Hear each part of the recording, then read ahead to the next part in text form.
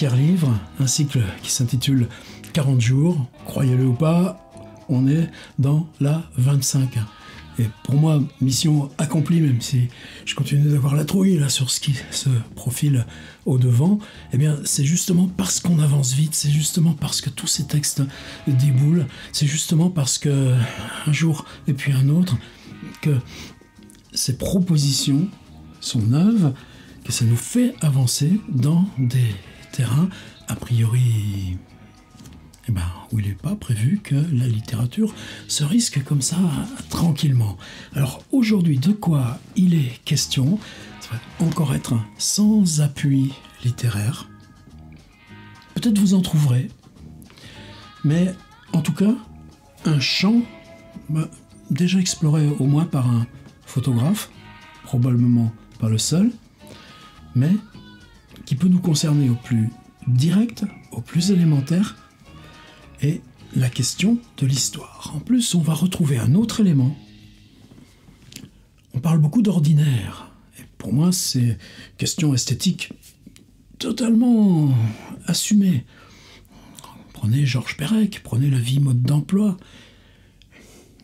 Il y a quoi comme singularité, comme fait divers? Ben ouais, si, il y a du fait divers, mais loin, mais c'est... Qu'est-ce qu'il dit, Perec? Questionnez vos petites cuillères. Et bien là, aujourd'hui, on va faire le contraire.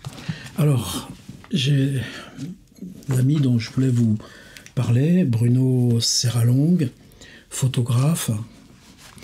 Là, la série dont je vais vous parler date de 1993-1995. Donc, vous voyez déjà presque 30 ans de boulot. Mais en tout cas, Serralong a toujours travaillé sur la question de ces images que le monde produit de lui-même en permanence. Par exemple, très longtemps, en travaillant sur ces rassemblements mondiaux, ces protestations, Je vais vous mettre en téléchargement. Bruno, j'espère que tu ne m'en voudras pas. Il n'a plus de site personnel. Par contre, toutes ces archives d'exposition sont sur le site de sa galerie, Air de Paris, et sur le site de la galerie, il y a un portfolio téléchargeable, qui est un petit peu une histoire de Bruno Serralong, même s'il y a beaucoup de livres que vous pourrez trouver au Jeu de Paume, par exemple, où il a fait une expo monographique. Donc vous pouvez télécharger ce PDF, ça vous donnera une idée du parcours. Dans ces éléments, alors que ça peut être très près, Calais par exemple, comme aller au bout du monde, comme ces premiers peuples, ces gens des Premières Nations, comme on dit là-bas, qui aux USA protestent contre le passage d'un oléoduc, ou sur le pillage de leurs ressources en eau, ou quand les Tibétains de New York essayent de... qu'est-ce que c'est être tibétain aujourd'hui quand il n'y a plus de Tibet? Et chez Serralong, ce statut de l'humanité en révolte, en résistance, peut-être prime sur la géographie, ou c'est des projets qui peuvent s'étaler sur du long terme. Mais il y a toujours cette volonté de prendre comme ça l'image, qui est l'image de presse, l'image ordinaire, l'image de hasard, et la traiter photographiquement avec, par exemple, à la chambre photographique. Dans ce cas-là, le flux de l'ordinaire et ce qui trouve de singulier, comment on recompose le jeu? Comment on réapprend à se lire nous-mêmes à travers... Alors, Bruno avait fait une expérience, c'était, si je ne me trompe pas, octobre 93 à avril 95, donc c'est sur 18 mois. Chaque matin, il prend Nice matin. Des fois, moi, j'ai aussi envie de faire ça quand à la boulangerie, quand on feuillette, je ne suis pas abonné, mais la Nouvelle République du Centre-Ouest, puis tous ces petits trucs là, de l'arbitraire, ces accidents de bagnole, ces images. Dire, faire ça pendant 1 an, ça donnerait quoi? En même temps, faut pas le dire, il m'est arrivé de le faire. Ça fait un espèce d'ensemble de fichiers monstres. Là, je fais ça sur 2 ou 3 ans. C'est des fichiers Word avec des tas de trucs comme ça, mais j'en parle pas. Qu'est-ce qu'il faisait Bruno? Tu lis le quotidien du matin. La veille, il s'est passé ça à tel endroit. C'est pas difficile de retrouver l'endroit. Le journal, il indique toujours la commune, le nom de la rue, souvent le numéro de l'immeuble ou l'endroit précis. Mais de toute façon, il suffit d'y aller, tu retrouves. Simplement, il y va le lendemain. Le reporter du journal, lui, il y est dès que le téléphone sonne, qu'il est prévenu, il y a l'événement. Si tu retournes le lendemain, il reste quoi? Alors, sur 51 photographies rassemblées dans le livre émanant de l'expérience, 4 fois, les traces sont là. Une des photos qui ont peut-être le plus circulé là, de Serralongue à cette époque, c'est un trottoir, du bitume, un mur gris.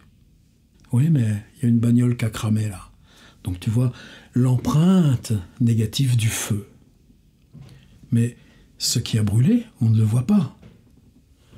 La tache, l'éclatement du noir, les traînées, à vous d'interpréter. Il s'est passé quoi? C'est le récit de guerre? Ou c'est quelque chose de tout à fait élémentaire?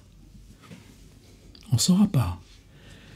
Enfin si, on saura parce que dans le livre, Serralongue juxtapose la photo et un texte qui n'est pas l'article du journal, mais qui résume, qui reprend les données de l'article du journal. Ici, il s'est passé ceci. Et c'est tout.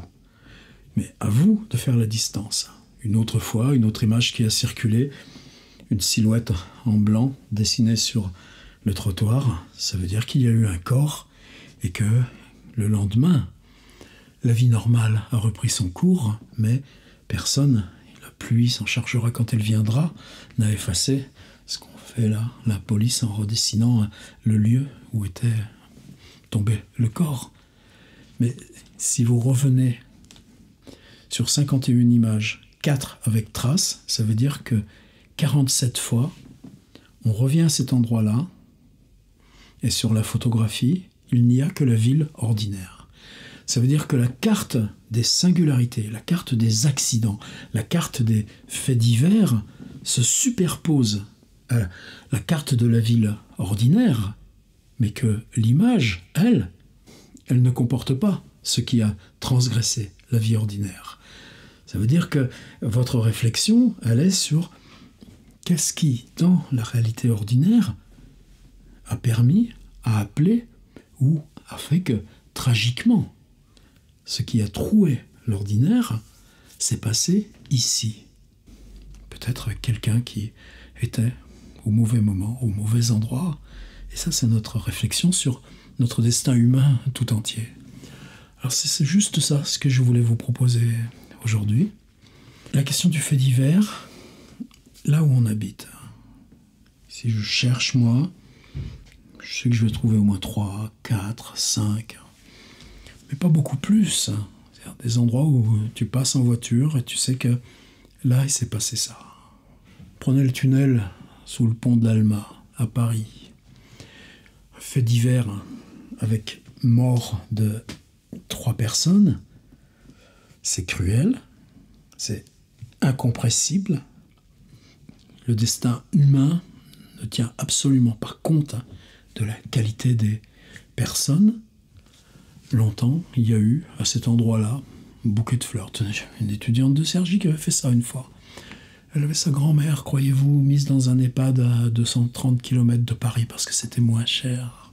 Une fois par mois, elle qui avait le permis, mais était vexée avec sa grand-mère, je crois en plus, donc elle n'entrait pas, mais emmenait sa mère voir la grand-mère. Vous voyez les histoires, comment c'est ça que je voudrais, cette épaisseur-là. Et par contre, sur ces autoroutes, grandes routes, petites routes, routes de campagne, à au moins 10 endroits, il y avait... c'était il y a quelques années, maintenant ça disparaît ça aussi, ces espèces de petits hommages, parce que quelqu'un est mort ici. Elle avait tout photographié ça. Le livre, c'était ça, ces traces-là, sur un trajet. Bouquet de fleurs, petite stèle. J'étais bigrement fier d'avoir accompagné ce travail, qui a été totalement rejeté d'ailleurs par l'école, mais ça c'est une autre affaire. Ben, peut-être vous vous en souvenez, ça je vous mets le lien, on a fait une proposition qui s'appelle Elle regarde passer le temps. C'est le titre d'un livre de Anne James Chatton, qui est aussi une performance si vous allez voir la proposition d'écriture sur Elle regarde passer le temps, vous trouverez un autre lien qui est une lecture où lui lit son texte avec Thurston Moore du groupe Sonic Youth, qui lit la version anglaise en même temps. Et dans la démarche d'Anne James, c'était vraiment au sérieux. Elle entend l'ambulance, elle n'est pas, etc. Et dans la démarche d'Anne James Chatton, vous savez que on avait donc une trentaine de femmes sur un siècle d'histoire, et qu'à chaque fois, on pouvait les reconnaître à des indices, parce que ces femmes appartenaient à l'ordre public du monde. Disons pas people, c'est pas ça. Janis Joplin, c'était pas people. Mais tout d'un coup, là, il parle de Janis Joplin. Mais un petit peu plus tard, on n'a pas vu la jonction, et on pense que celle dont il parle, ça devait être Billie Holiday. Et donc Anne James se promène comme ça dans 120 ans d'histoire, uniquement par des portraits féminins, de telle façon que nous, lecteurs, ne puissions pas repérer la transition d'un personnage à un autre. Un livre, pour moi, vraiment décisif. Bon, eh bien, le pont de l'Alma, c'était le lieu de l'accident de voiture d'un des personnages de ce livre. Alors, ma proposition, ma consigne, eh bien, vous faites votre Bruno Serralong. On part sur des lieux précis que vous connaissez et qui ont été le théâtre d'un fait divers, quel que soit le côté tragique ou pas de ce fait divers ou ordinaire. Et vous pouvez le faire en direct, hein. Vous prenez votre quotidien local là sur Internet, et puis vous cherchez, puis vous ouvrez Google Street View, et puis Google Street View, ce ne sera pas le témoignage du fait divers. Mais qu'est-ce que ça change à saisir l'ordinaire si on sait que cet ordinaire a été transpercé, a été troué.